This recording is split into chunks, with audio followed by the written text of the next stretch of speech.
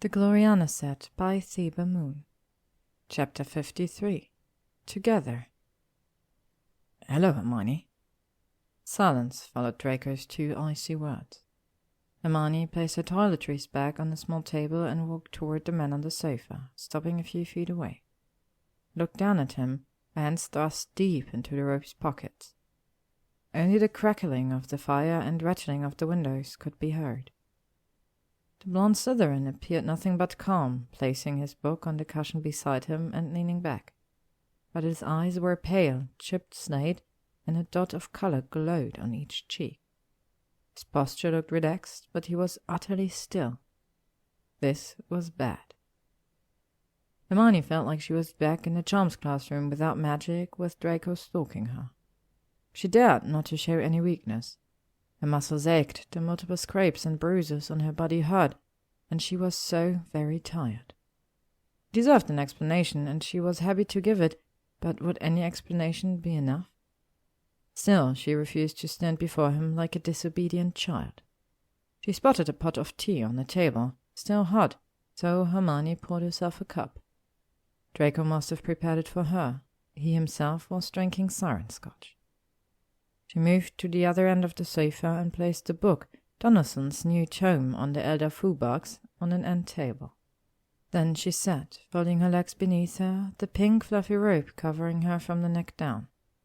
She took a large gulp, tea, feeling the hot liquid course through her veins. "When you didn't appear at the potions dungeon, I returned to my dorm to clean up," Draco said, looking straight ahead, his aristocratic voice without emotion. "There I received an interesting report from a housemate. About you, entangled, I believe was the word, with Theodore Nott on the 4th floor." "It was true," she said. "Might I ask why?" His tone was all cold politeness. "Regis Nott wanted to defect from the Death Eaters, and Theo was on his way to help. I was convincing Theo to let me go too." "Convincing him?" "I took his wand, and he shoved me against the wall." Hermione was so determined to be completely truthful. "So I knocked him down and threatened him until he swore an oath on his ring to take me along." Draco was silent, and Hermione gulped some more tea, ignoring the burning as it ran down her throat. The moment held, then stretched unbearably. Hermione couldn't breathe. "It's a testament to your behavior this year that I find that explanation entirely credible," Draco said. Hermione exhaled slowly, torn between relief and indignation. "I can't imagine how that 7th year could have so misjudged the situation," he continued, still looking straight ahead. "What appeared to be you and Theo sharing a passionate embrace was obviously you bullying him into taking you into mortal peril." Hermione rolled her eyes. "Would you like to hear what happened?" "I insist." "Theo and I used the Honeyduke's Passage to get to Hogsmeade and then apparated to Wales." Draco finally looked at her, his face dark. "Where in Wales?" "The Nut hunting shack," Hermione began, but Draco twisted in his seat and grabbed her up her arms, her teacup falling to the floor, his shocked face close to hers. Hands pressed on previous bruises, but she gave no sign of pain. "The hunting shack?" he repeated, his voice cracking. "You went to Nott's hunting shack to meet a Death Eater?" "Oh, so you know the place," Hermione said lightly. There was something feral in Draco's eyes. "Yes, Hermione, I know the place. I know what they hunt there. Do you?" She nodded. "Tell me what happened." "Unhand me and I will," she said, raising her chin. She'd always wanted to say, "Unhand me." He didn't, of course, but he did slacken his grip a little, which Hermione accepted for now. She was glad to have him touching her, although he seemed on the edge of violence. A story might just tip him over. Regis arrived, followed closely by 2 Death Eaters, she said in her best recitation voice. She couldn't have him doubting her words. "Warden McNair and Celeste Rosier." "Celeste Rosier?" Draco's eyes widened. "Celeste, of course." He nodded. "It was a trap. They wanted Theo all along." Hermione nodded. "She disarmed us and tied up Theo." Draco snickered. "I bet she did." Hermione paused, and Draco's eyes narrowed. Oh, he's not going to like this. She swallowed and decided to give it to him straight. McNair grabbed me. He tried to rape me. Draco stared at her in horror, and the hands on her arms tightened almost unbearably. I'm fine, Draco, she said, repeating it much like she did at Slughorn's party after she met Vizier. I am fine. I am fine. You saved me. That threw him a bit. Draco blinked, and his hands loosened again, but didn't let go. Hermione brought her right hand out of her pocket, tugging out her hair clip. Want to hear what it did to McNair? She asked. Draco nodded, looking a bit nervous. She looked straight into his eyes. He touched the clip, and it cut off his hand. Fuck all! Draco breathed, staring at the diamonds. Yes, so McNair's on the floor, screaming, rolling in blood. Hermione's voice took on a classroom tone. Celeste tried to kill me, but her curse hit Regis instead. Then I turned her into a pygmy puff. Draco's jaw dropped. You turned Celeste Rosier into a pygmy puff? A pepper one? Never say again that Newt-level lessons aren't practical, Hermione said. Draco stared at her in wonder, clearly unable to believe what he'd heard. You don't know what she is, Hermione, he said hoarsely. She stayed at the manor for time. Well, you know. He swallowed. Even my mother stepped carefully around Celeste. He shook his head slightly, as if to clear it. Go on. I freed Theo and apparated us plus Regis' body, Celeste and McNair, to Harry's house. Draco looked up at her sharply. Does Potter know what happened to you? Yes, he took us all to Kingsley's office, and Theo and I gave statements. McNair and Celeste are in custody. What about Theo? Is he in custody? He should be in custody, endangering you and... Draco's arm tightened again, pressing against the bruise, but Hermione gave no sign. Hermione shook her head. No, it was a close thing, but Theo's back at Hogwarts, released into McGonagall's custody. She frowned. You Slytherins don't make things easy. Draco stared at her, assimilating her story, and she let him, just looked at the firelight splashed across his face and breathed in his cologne. She was suddenly very aware she was naked under her robe, except for her knickers. That scum didn't fucking touch. No, he tore off my skirt and threw me on the mattress, that's all. Suddenly she was in his arm, head tucked under his chin, thumbs tight around her ribcage. But she didn't mind the pain. She wrapped her own arms around his neck, near tears. I kicked him. I broke his nose. I was so scared, Draco, she whispered. I know, he whispered back. I know. She could feel his heart pounding against her cheek. Merlin, Hermione, you are so stupid. So brave and so fucking stupid. I know, she said, sniffling. I can't help it. I couldn't let Theo go alone. You understand that, don't you? Draco was still rumbling. Risking your life for a pair of knots, where's the sense in that? Making it through the wall just to nearly get raped and killed in a shack, less than an hour after leaving my side, you little fool. The rest of his mutterings were unintelligible, since he was kissing her now, roughly and with increasing desperation. Hermione kissed him back just as desperately, eager to dull the memories of the past hour. He suddenly hissed, pulling Hermione from her blissful daze. Draco had loosened the tie on her robe, and his hand had pulled the pink terry cloth away from her neck. The cuts and spreading bruises she'd noticed in the bath were now on full display in the firelight. Draco was staring in horror at her throat, where, she belatedly remembered, bruises from McNair's fingers were clearly visible. Hermione! He jumped to his feet. Stand up, take off the rope, he said crisply. I said take it off. His tone brooked no objection. Draco tugged apart the tie and pulled the rope off her shoulders. Hermione looked down at her arms, legs, and torso, as if seeing the wounds for the first time. It hadn't looked this bad in the bathroom. She should have had Theo heal her. Draco had his wand in his hand now, and his face looked much like it had when she'd first entered the room. Hold still. I'm not terribly good at this. Hermione tried not to move. Healing oneself was difficult, but obviously she should have tried. Draco circled her, passing his wand over her body, concentrating and muttering the spell repeatedly under his breath.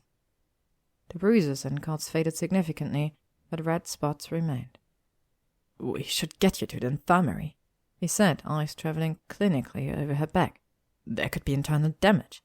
Did anyone crucial you, or—" "No," she said, shivering now from the cold and from his gaze. "Draco, I don't need the infirmary. There is no pain now." Picked up her rope again, arranging it around her, and tucking the fluffy pink collar under her chin. Then he backed away, laying his wand on the table. "You played me, love," he said, eyes glittering. "Masterfully done, that using the diamonds to appeal to my ego. You saved me, Draco," he cooed, mimicking her tone. Hermione swallowed. He was right, of course. Draco's hands clenched into fists. "I can't permit this, Hermione. There will be no more of your bloody hero. You are not permitting anything," Hermione snapped. "I made a judgment call, and it was the right one. I could not reach you in time, and if I hadn't gone off with Theo, he'd be in Celeste's hands right now, being tortured or worse. So don't you dare go all lord of the manor on me." Draco groaned. "This is intolerable. How can I live like this, knowing you could run off into danger at any time? You have absolutely no sense of self-preservation." "Says the man with a bloody dark mark on his arm. I was protecting my family. I was protecting my friend." His eyes glittered again. "Friends again, So eager to lay down your life for Theo. Are you sure?" "Don't say it, Draco," Hermione growled. "Theo was captured by Death Eaters today. He saw McNair attack me and his uncle killed. Then he was threatened by Harry and nearly arrested by the Ministry. But am I with him right now? No. I left him alone in the corridor, just walked away and came to this room, hoping, praying you would be here." They stood staring at each other, just a few feet apart. Hermione's head tilted back so she could look him in the eye. Draco cursed under his breath. The silence lengthened, tension stretching like a wire, until he spoke again. "My family has an emerald brush from the 10th century, he said. "It's a bit crude, but it will repel any—" Hermione sighed. "Draco, this can't be solved with more magical jewelry. You could fit me out the first Lord Malfoy suit of armor, and we'd still be having this conversation." "A suit of armor sounds just fine," he said. "You may be all right now, but what about the next time you sneak off to get yourself—" "Is that what you think?" Hermione cried. "I hated leaving without you. I wanted you there, just like with the blood potion and Nocturnelli, just like I was there for you in McGonagall's office. I wasn't trying to get free of you. I wanted you with me." She stepped up to him and grabbed his black jumper. "That's what I want, the two of us, together." She stood on tiptoe and kissed him, and for an instant he stood frozen.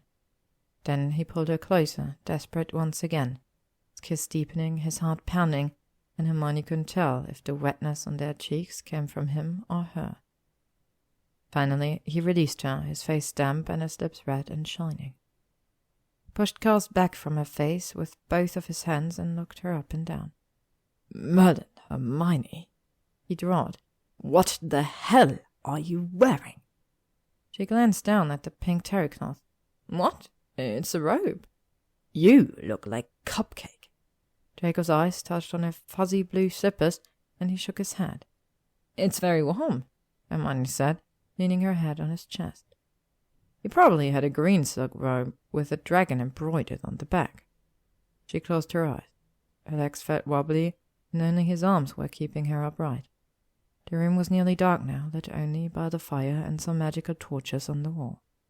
"You're exhausted," he said softly. "Come on."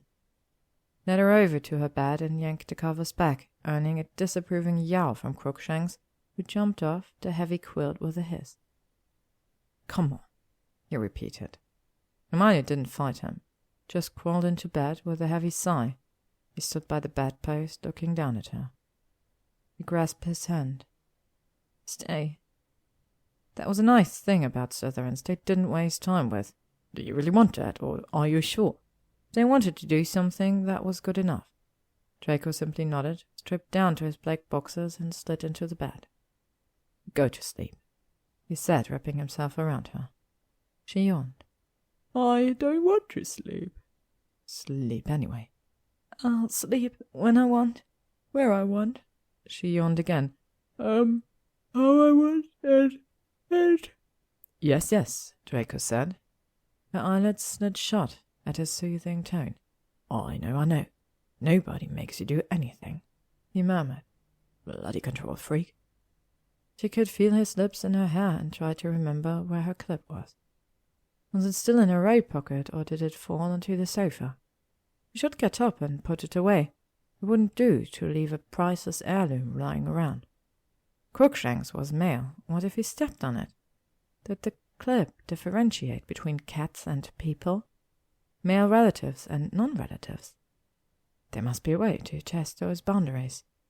Stop thinking, Hermione, whispered a voice in her ear. She was wrapped in a terry cloth and magic, and warmth and cologne, and finally, she felt safe. Draco was humming now, she realized, stunned, almost awake again. Well, the man whistled, didn't he? Why not hum too? Hermione pressed closer, trying to hum along. She was still trying to identify the tune. A waltz, perhaps? When she finally stopped fighting her exhaustion and fell asleep.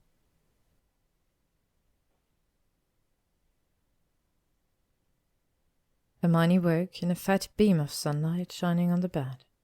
She lay on her side, facing the window, and could feel a hard wall of warm muscle behind her and a heavy arm around her waist.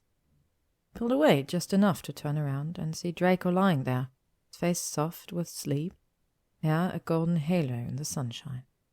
He murmured, eyes still closed, and blindly tried to pull her close again. She had lost her robe during the night, reassuring Draco that she really was fine, and his hand under her bare breasts was warm and distracting. Hermione stretched an arm above her, muffling a groan, as muscles complained, and plucked the watch off her canopy. "Merlin!" she shouted. "It's almost 9!" Draco opened his eyes, then, looking dazed, "What?" he mumbled. "It's almost 9, she repeated. "I have to be at Harry's in an hour." He was unimpressed. "Blow it off," he yawned, curling an arm around her again. "Trying to sleep here?" She huffed at him. "I can't blow it off," she said. "I need to talk to him about this." She waved a hand between them. "How much more does Potter need to know?" Draco asked, waking up a little bit. No, definitely not a morning person. "Do you tell him details?" He frowned. "Not sure I'm on board with that." Hermione pulled away and rose up on her knees. "Ew, of course not. That's ridiculous." "Well, there you are." Draco raised himself to a sitting position, grumbling slightly and running a hand through his hair. "Potter knows all he needs to know about us, ergo, you don't have to go to his little breakfast. Consequently, you can stay here another hour or two, and we can start the day properly." He flashed her a wicked grin. "In fact, I suggest you cancel your lesson with the weasel, too. I'll teach you to fly. And that would give us a chance for some interesting—" A loud crack resounded through the room, and Hermione nearly fell out of the bed at the sudden appearance of a visitor. "Maître Draco!" cried the house elf. For a house elf it was, bearing an enormous silver tray that shone brightly in the sunlight. He was small, even for a house elf, with a large white ribbon tied around her flapping ears and tied in a bow. The pillowcase she wore was a pristine white, with so many layers of lace that it looked like she was wearing a doily. Hermione pulled the sheet over herself. Draco hadn't been kidding when he mentioned his French house elf bringing tea and croissants every morning. The elf smoothed the bed covers with a tiny gesture, then laid the tray atop the quilt and uncovered it. Silver-edged china tea set met the eye, including a large plate piled high with pastries. "Maître Draco est avec une amie," she squeaked. "Une par amour." The elf's eyes were wide with shock. "Shouldn't she be more used to this?" Hermione asked him. "Aren't you some kind of Slytherin sex god?" "You tell me," he said with a thin smile. He looked back at the elf. "Thank you, Emmy," he said. "This looks delicious. Now, run along."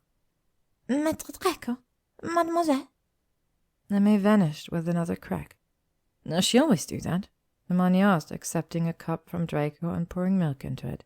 "Bring your tea and croissants wherever you happen to wake up. He shrugged.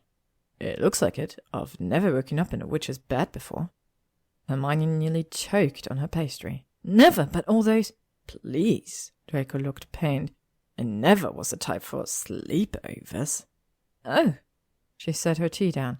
Well, it was good of you to stay. After. He looked at her with amusement. Good of me? What are you on about? Because of what happened at the shack, she said. That's why I stayed, right? Draco rolled his eyes. Since when do I do things to be good? And don't forget the rule of requirement. He plumped a pillow and leaned back on it, then picked up his teacup again. Do I look like I'm going anywhere? You're the one who wants to run out the door to your precious Potter.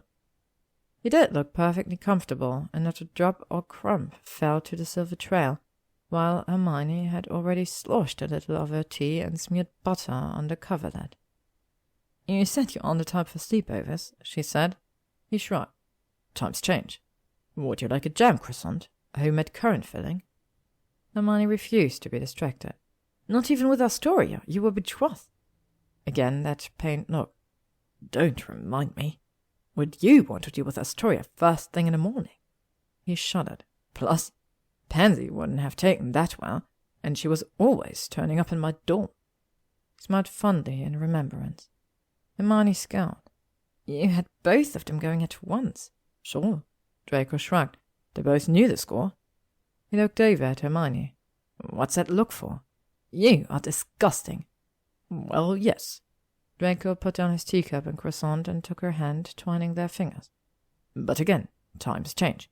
I meant what I said, Hermione. He sat looking at her intently as he kissed her hand.